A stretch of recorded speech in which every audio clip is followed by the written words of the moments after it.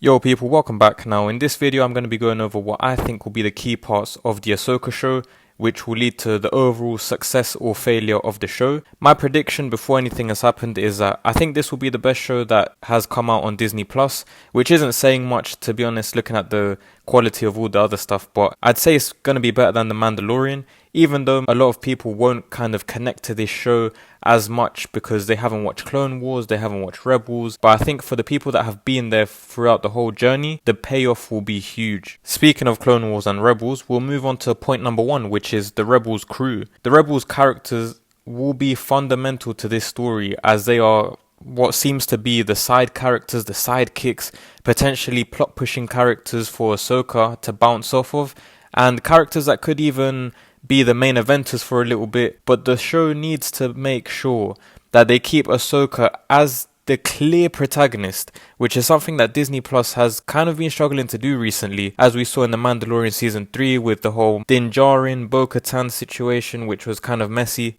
I think Sabine being Ahsoka's Padawan was kind of a smart move because it automatically puts her in her own category of kind of sidekick character, apprentice, who's still learning, still kind of getting used to stuff. I think that Natasha Bordizzo was a very good choice for Sabine because she looks the part, and she's come out and said that she did her research for the character and all of that, which is always good to hear. Now, a character I'm a bit more concerned about is Hera because she seems a bit sus. I know we've only seen the trailers, but based off of what I've seen, she doesn't really look like Hera.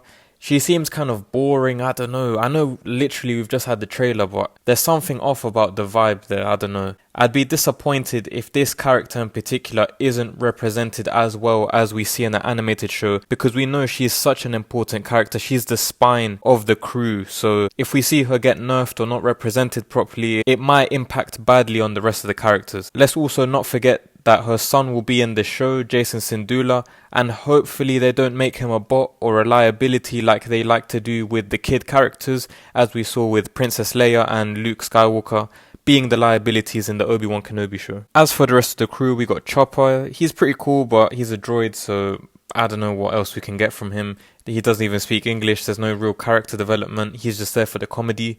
We also got Zeb, who we saw in Mandalorian Season 3. I don't know what he's going to be doing. Is he doing his own stuff? Will he join in for some stuff? What's going on there? We'll have to wait and see. But we need to see the most obvious thing happen with all of these characters. A live action reunion, which in any other franchise would seem like the obvious thing to do, but this is the same franchise that didn't give us Luke, Leia and Han Solo reuniting in the sequels, so we have to kind of assume that they're not going to do any of the obvious stuff. And the last piece of the puzzle with the crew is Ezra Bridger, who they will be trying to find in this show.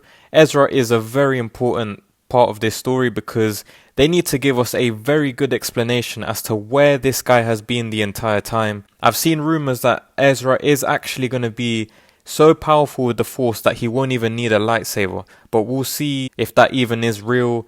And again, if he does have this incredible amount of power, they need to explain, they need to show it. One last thing with Ezra, the actor does actually look like him, so that's a bonus considering how people cast stuff these days. That moves me on to point number 2, which is Thrawn and all the new villains. To see such a big and respected character such as Thrawn will be crazy. However, just like Ezra, where has he been this whole time? What is his survival story?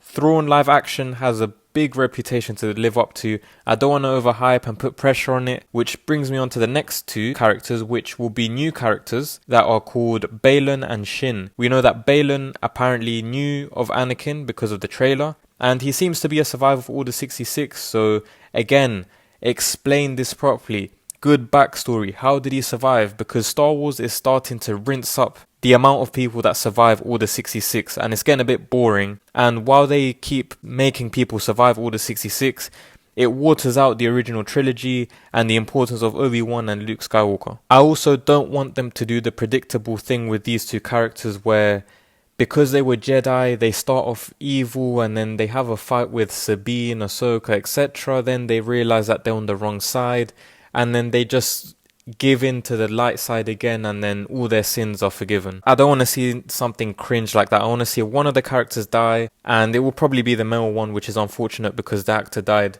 recently, but the way Disney works with the agendas, you just have to assume that the females will always survive no matter what. Point number 3 is the world between worlds. Now, I'm personally one of those people who isn't a fan of time traveling and all of that, and it's mostly because a lot of the times it makes a lot of the previous events and stories that they've been through kind of irrelevant. It can just all be resolved by doing this one quick thing, and I'm not really a fan of it. It outdoes what you've just built up in terms of tension, in terms of the story. Also, when it comes to time travel, they use this in a way where it becomes very convenient or an easy way out. Then the show ends up breaking its own rules in terms of the time traveling.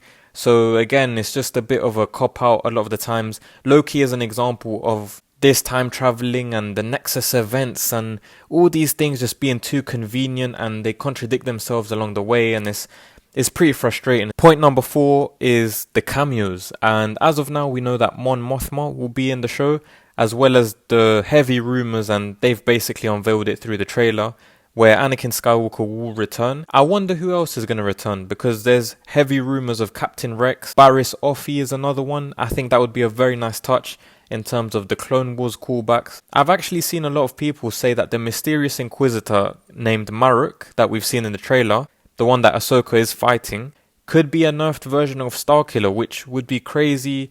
I don't know how I'd feel about it, just because if he's in this show, I hope he doesn't die. But other names that I think wouldn't be too far off or too crazy to speculate is Luke Skywalker, because first and foremost, we need him, Ahsoka and Anakin to have one scene together. That's all I'm asking for.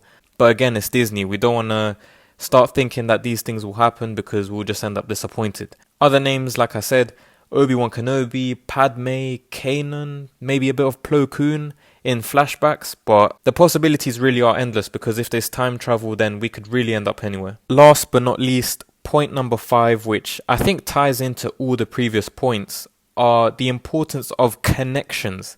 It's all good and well shoving nostalgia and creating all this hype and everyone goes wild, they just start twerking for all these things, but without legitimate connections that makes everything have a purpose and a sense to what's happening, there's no point. They need to show the history, the storyline, what these characters have gone through, especially Ahsoka, the protagonist. We need to be seeing callbacks of Clone Wars, of Rebels. She has lived at least 40 years, so I expect to be seeing, as the audience that has followed the entire storyline, 40 years worth of callbacks. And I'm not saying rinse it. Do these big key connections that kind of serve as a big payoff for the audience. An example of a show that always does a good job of connecting its TV show to the movies is Cobra Kai. It just shows that the writers know their stuff. They don't take the audience for idiots. They actually care about the fans. And to be fair, with Dave Filoni in charge, there should be a lot of connections, a lot of cool things. He is one of the guys that has been working on Ahsoka the most. I can trust him, but I just don't want them to get complacent. I don't trust Disney at all. Kathleen Kennedy, all of them people. So as far as I can get optimistic, I'm always thinking in the back of my head that they are ready to mess this up. So we'll see what happens. But yeah, shout out to everyone that made it this far. I appreciate it. Drop a like on the video. Leave all your thoughts down below. What do you think is going to happen? Any predictions that you may have? Sub to the channel if you're new around here and if you enjoy the content. I'll catch you in the next one. Have a great rest of your day.